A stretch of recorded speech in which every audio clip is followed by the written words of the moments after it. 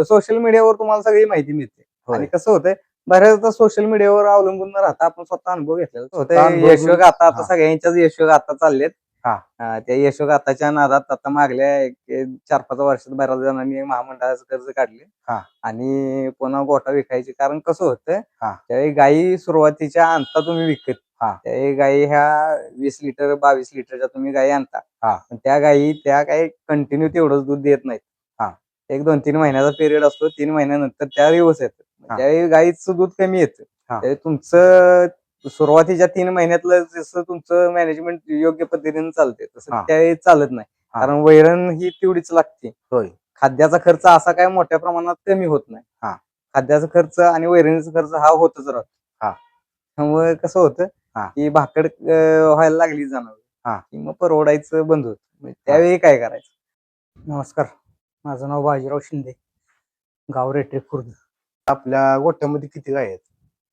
तर सध्या आपल्याकडे 7 गायी आहेत. 7 गाय आहेत. कुठल्या जातीच्या गाय आहेत आपल्या गोठ्यात? आपल्याकडे एचएफ आणि जर्सी दोन्ही जातीच्या आहेत गाय. दोन्ही जातीचे आहेत. आता तुम्ही एचएफ आणि जर्सी पाळ्या, आता बहुतांश शेतकरी जास्त करून एचएफ गाय पाळतात, पण तुम्ही जर्सी पण पाळल्यात, म्हणजे याचं कारण काय? तसं काय कारण म्हणजे काय, जर्शीला जरा फॅट एसनेप चांगला बसतो आणि मेंटेनन्सचा जरा त्रास कमी आहे. दूध थोडस कमी देतं एचएफ पेक्षा. काय प्रॉब्लेम येत नाही एवढा. बरोबर. आता तुमच्या जर्सी गाय किती लिटर पर्यंत दूध देतात? देतात की, एक आहे जवळपास 26-27 लिटर देणारी.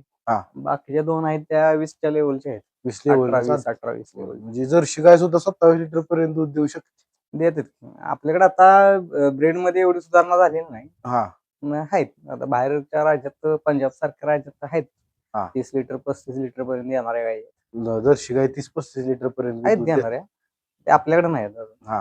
आपल्याकडे ब्रीडिंग वर काम करणारे लोक कमी आहेत. आता काय इथनं पुढे हळूहळू थोडस डेव्हलप व्हायला लागले. शेतकरी पण व्हायला लागले जागरूक. ब्रीडिंग वर बरेच तुम्ही केलंय का काम? ब्रीडिंग वर काम चालू आहे की, आपण पण चांगल्या क्वालिटीच्या हे भरवतो, सिमेंट भरवतो. बरोबर. सुरुवात तुमची व्यवसायाला कधी झाली, कशी झाली? एक 4 वर्ष झाली असतील. 4 वर्ष झाली. 4 ते 5 वर्ष झाले. बरोबर. मग कसं तुम्ही का वाटलं तुम्हाला हा व्यवसाय करावा? असं काय नाही, शेतीशी रिलेटेड व्यवसाय काहीतरी करायचं आपल्या डोक्यात होतं. आपलं पशुखाद्याचं दुकान आहे आणि त्याबरोबरच दुसरा काहीतरी उद्योग असावा म्हणून आपण केलेला आहे. म्हणजे जोडधंदा कुठला तरी असावा शेतीला म्हणून. हो, शेतीला पूरक धंदा कुठला तरी असावा म्हणून केलेला. बरोबर. शिक्षण काय आपलं झालंय? BCom graduate. बरोबर. ग्रॅज्युएशन करून तुम्ही म्हणजे नोकरी का केली नाही? नोकरी असं काय नाही, नोकरी काय करायचं असं हे नव्हतं. पण काहीतरी व्यवसाय करायचा म्हणून व्यवसायात पडलो. म्हणजे व्यवसायच करायचा होता तुम्हाला? व्यवसायच करायचा हे डोक्यात होतं. बरोबर. आता तुम्ही एवढा म्हणजे गोठा बांधलाय, तुम्हाला अडचणी काहीतरी आल्या असणार आहे. अडचणी काय आल्या? अडचणी म्हणजे कसं आहे, सुरुवातीला भांडवलाचा प्रॉब्लेम होता. छोटस शेड, आपलं घर बांधायसाठी आपण शेड बांधलेलं होतं. त्या शेड मध्ये आपण 1-2 गायी घेऊन चालू केलं होतं. पहिल्यांदा म्हशी होत्या 2. नंतर पुन्हा एक गाय घेतली त्या म्हशीं बरोबर. नंतर पुन्हा म्हशींपेक्षा गायीचं जरा बरं वाटलं, त्रास होत नाही. म्हशीला जरा भाकड जास्त असतो. त्यामुळे गायचं जरा सोपं वाटलं म्हणून गायचं केलं. तसं प्रॉफिट राहते का म्हशीच्या तुलनेत गायमध्ये? प्रॉफिट राहते. केलं व्यवस्थित तर काय अडचण येत नाही. व्यवस्थित करायला पाहिजे. व्यवस्थित केलं तर काय अडचण येत नाही. कसं होतं, वैरणाची तुमची स्वतःची व्यवस्था काहीतरी पाहिजे. तुम्ही सगळंच विकत घेऊन म्हटलं की थोडासा त्रास होतो. असं काय नाही की परवडत नाही. चांगल्या क्वालिटीच्या गायी जर तुम्ही ठेवल्या तर नाही अडचण. विकत चारा सुद्धा परवडतो. बरेच गोट्या आहेत, नाही असं नाही. चारा जर असला तर प्रॉफिट जास्त राहते व्यवसाय. स्वतःचा चारा असल्यानंतर साहजिकच आहे. कुठल्याही गोष्टीत जर स्वतःच तुमचं रॉ मटेरियल असेल, तुम्हाला प्रॉफिट जास्तच राहणार. आता तुमचं चाराचं नियोजन कसं, म्हणजे काय चारा आहे सध्या? चारा आपलं घास गवत आहे आणि कडवळ. दोन प्रकारचा चारा तुम्ही देता? 2 प्रकारचा चारा. बरोबर. प्रमाण किती देता एका गायसाठी? साधं असं काय मोजून मापून देत नाही, पण साधारण 30 किलोच्या आसपास चारा जातो दिवसात. बरोबर. एका दिवसाला तेवढा चारा जातो साधारण. बरोबर. खाद्य काय वापरताय सध्या? आता सध्या तिवाना गोळी वापरतोय कॉस्टिंग साठी आणि त्याच्याबरोबर भुसा आहे. बरोबर. म्हणजे 2 प्रकारचं खाद्य वापरतात. त्याचं प्रमाण कसं देता? आता तुम्ही म्हणला 27 लिटरची जर्सी गाय आहे, तिला खाद्य कसं देत? आता कसं आहे, मी वैरणावर जरा आता या 1-6 महिन्यात मी वैरणावर जरा जास्त भर देतो. कारण काय हा. होतंय, वैरण अपुरी असेल तर मग तुम्ही कसलंही खाद्य घातलं तर ते काय दूध जास्त निघत नाही. हा. आणि त्यासाठी भरपूर वैरण घालायची. हा. आणि खाद्य काय मग तुमचं दुधाच्या हिशोबानं जेवढं लागतंय हा. 300 ग्रॅमनं, प्रत्येक कंपनीचं हा. प्रमाण आता 20 वेगळं आहे. लिटरची गाय आहे, तिला खाद्याचं प्रमाण कसं भुस्सा आणि गोळी पेंड वापरताय? साधारणपणे आपलं जातं एक 5-6 किलो पर्यंत जातं खाद्य. गोळी पेंड आणि भुस्सा त्याच्यासोबत किती देत? भुसा आपण जास्त नाही देत, 1 किलो भर भुसा हा. जात. म्हणजे दिवसात काय एका टायमिंग? नाही दिवसात. दिवसात 1 हा. किलो गहू भुस्सा, 5 किलो ते 1.5 किलो भुसा हा. आणि 5 ते पोळी 6 किलो साधारण. गोळी. हम्म. बरोबर. मग ह्यानं काय म्हणजे दुधाला वाढलंय किंवा तब्येतीत फरक जाणवलाय? तब्येतीत म्हणजे कसं आहे, दुधावर असताना थोडस खराब दिसतात काही. हा. जरा गाभ गेल्या, दुधाला कमी आले की थोडस हा. तब्येत वगैरे वाढायला सुरुवात होते. बरोबर. असं नाही सरकारी योजनाचा कुठला लाभ घेतलाय का तुम्ही? अण्णासाहेब महामंडळाचं कर्ज केलेलं आहे. केलंय का? अण्णासाहेब आर्थिक मागास विकास हा. महामंडळाचं. त्याच्यासाठी एखाद्याला करायचं असेल त्याच्यासाठी प्रोसेस काय सांगू शकताय? ते LOI काढायला लागतो महामंडळाचा. हा. आणि तुमच्या बँकेतनं मंजुरीचं पत्र घेऊन ते त्यांना अपलोड करायचं असतं त्यांच्या वेबसाईटवर. हा. ती प्रोसेस काय, तुम्हाला LOI काढणारे लोक वगैरे आहेत, हा. माही सेवा होईल ते सांगतात म्हणजे सगळं. एजंट थ्रू तुम्ही लोन घेतले का? नाही एजंट थ्रू नाही, मी बँकेतनं घेतले, DCC बँकेतनं. हा. सातारा मध्ये सातारा बँकेतनं घेतले. सातारा बँकेतनं घेतले. बरोबर. ह्या आता दूध सध्या किती लिटर आहे? 7 गाय आहेत तुमच्या? सध्या आता कसं आहे, हा. 2 गायी गाभण आहेत. हा. त्यातली एक ड्राय केलेली आहे, हा. पूर्णपणे आटवलेली आहे. हम्म. एक दूध गाभण हा. आहे. बाकीच्या काही व्याले आहेत, त्याला आता 3 महिने झाले, 4 महिने झाले, आणि हा. एक ताजी व्यालेली. हा. साधारणपणे सगळं मिळून आपलं एक 60-70 लिटर दूध जातं. हा. म्हणजे 7-70 लिटर दूध म्हणजे म्हणजे गाय मागं 10 लिटरचं प्रमाण आहे ते तुमचं टिकून आहे अजून? 10 लिटरचं तसं कमीत कमी 15चं पाहिजे, हा. पण 10ला पण परवडतं आपल्याला, परवडतं. कारण बाकीच्या काही बंद आहेत ना. हो. म्हणजे चारा घरचा असल्यामुळे वगैरे. हो, चारा पण घरचा आहे, आणि दुसरं कसं क्वालिटी चांगली निघते आपल्याला. हा. बाकीच्या गोट्यांवर क्वालिटी मेंटेन होत नाही बऱ्यापैकी. हा. हे फॅट वगैरे एसनिक वगैरे लागत हा. म्हणजे फॅट दूध कमी झाल्यामुळे फॅटचं पण सध्या किती नाही. फॅट दूध लागतं? कमी आहे म्हणून फॅटचं असं नाही. हा. काय एखाद्या गायचं गुणधर्म किंवा वैरण, तुमची वैरण आणि खाद्यावर पण राहते. हा. हा. सध्या किती फॅट लागतं दुधाला? दर किती बसतोय? आपल्याला आता 4.0च्या पुढेच लागते फॅट. हा. आणि साधारणपणे सध्या ते 38 रुपये लिटरला दर बसतो.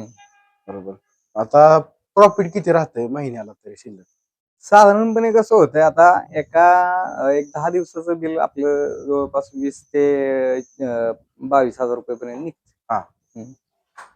20-22 हजार रुपये निघाले तर जवळपास निम्मा खर्च पकडला तर निम्म तर राहते. हा. 31-1 हजार रुपये राहते. 30,000 रुपये म्हणजे आता गाय जास्त दुधावर नाही तरी सुद्धा 30,000 रुपये शिल्लक राहते. नाही तसं काय नाही, आता रोटेशन मध्ये राहते. हा. हा. जास्त दूध असेल ते जादा पैसे राहतात, कमी हा. दूध असेल ते आता थोडस आहे दूध बऱ्यापैकी, हा. तेव्हा आता राहतेच जास्त.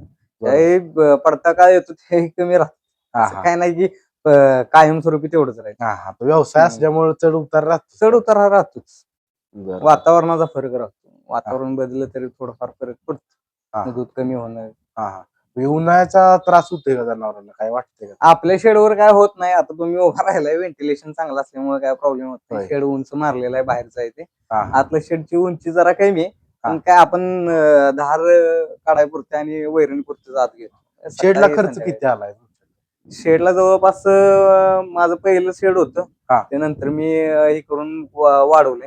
हा. आता जवळपास 1.5 गुंठ्यात माझं शेड आहे. 1.5 गुंठ्यात हा. शेड आहे. खर्च जवळपास किती मला आलाय वाटतंय त्याला तरी? एक 6 लाख रुपये माझे गेले सगळं. 6 लाख शेडला. मुक्त शेड, गोठा आणि शेड. मुक्त गोठा आणि शेड. बरं. किती गायींचं शेड आहे? आपल्याकडे 14 गायी बसतात. त्या 14 बाजूला 7 गायी हा. आणि या बाजूला 7 गायी. आता एखादा नवीन व्यावसायिक आहे, व्यवसायाला सुरुवात करायची आहे, त्यांनी कशा पद्धतीने सुरुवात केली पाहिजे? एकदम मोठ्या प्रमाणावर करू नये. हा. थोडा अनुभव असेल तर काय हरकत नाही. हा.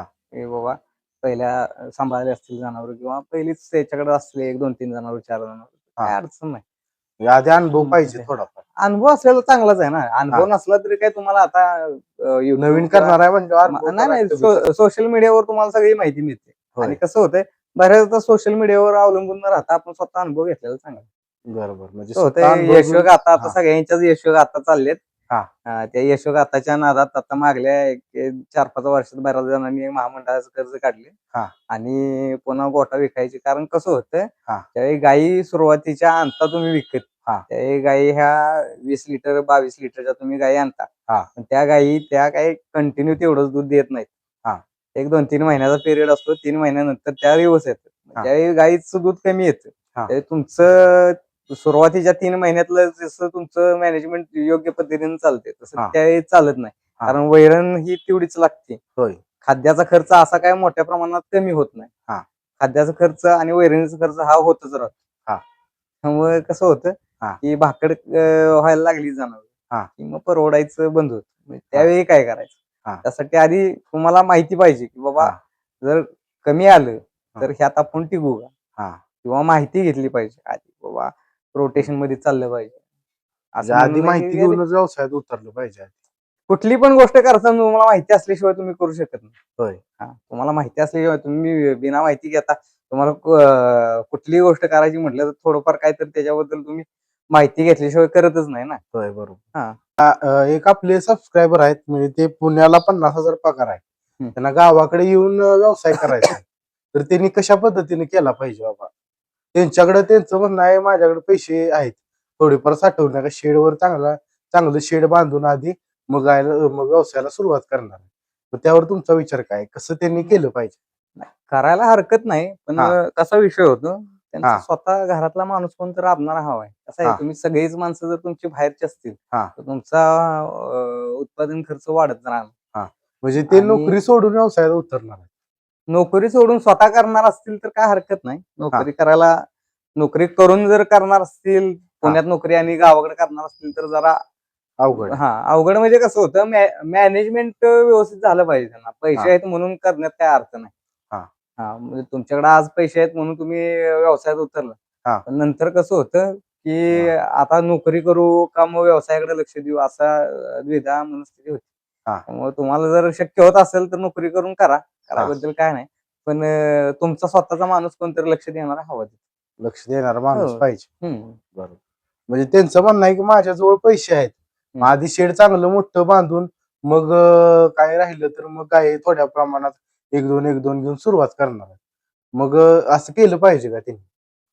तर त्यांना 50,000 पगार सोडून सुरुवातीला 2 गायीत परवडणार का, हे महत्वाचं आहे. हो, बरोबर आहे. कारण त्यांनी साठवलेले पैसे आहेत, एकदा इन्व्हेस्ट केल्यानंतर पुन्हा शिल्लक पैसे नसताना धंदा कसं करणार? हो, बरोबर आहे. त्यांच्याकडे जर असेल भांडवल मोठ्या प्रमाणात, शेड बांधून वगैरे गायी भरता येत असतील तर करायला हरकत नाही. तर त्यांनी काय असंच आपलं बाकीची लोक करतात म्हणून करू नये. सगळी माहिती घेऊन. आता एक मित्र आहेत आपले, त्यांची म्हणजे सुरुवात केली होती त्यांनी गाय घेताना फसवणूक झाली त्यांच्या आधी सुरुवातीला. मग आता ती म्हणजे घरातनं पण सपोर्ट मिळणं झालाय त्यांना. आता एक गाय घेतली होती ती पण गाभडली. मग त्यांचं आता आर्थिक गणित सगळं कोलमडलं. या परिस्थितीत त्यांनी काय केलं पाहिजे? त्याच्यावर एकच उपाय, काही गायी आहेत खराब गायी आहेत त्या काढायच्या आणि थोडस पैशाची व्यवस्था करून दुसरी चांगली गाय 1-2 भरून तिथनं सुरुवात करायची त्यांनी. म्हणजे खचून जाताना नव्यानं सुरुवात केली. आता कसं आहे, खचून जाता म्हणजे सुरुवातीला मला पण त्रास झालेला आहे. आपण पण 1-2 जनावर दागावली होती. आता कसं आहे, धंदा करायचं म्हटलं तर रिस्क ही आलीच. असं काय नाही की अडचणी सगळ्यासनीच येते त्या, त्याच्यावर पर्याय काय काढायचं, ते मार्ग काय काढायचं ते आपल्या हातात आहे ना. बरोबर, ठीक आहे. तुम्ही आम्हाला वेळ दिला तुमचा, त्याबद्दल तुमचे आभार. तर मित्रांनो, मुलाखत आजची आवडली असेल तर आपल्या व्हिडिओला लाईक करा, आपल्या युट्यूब चॅनलला सबस्क्राईब करा. तर भेटूया पुढच्या व्हिडिओमध्ये. धन्यवाद.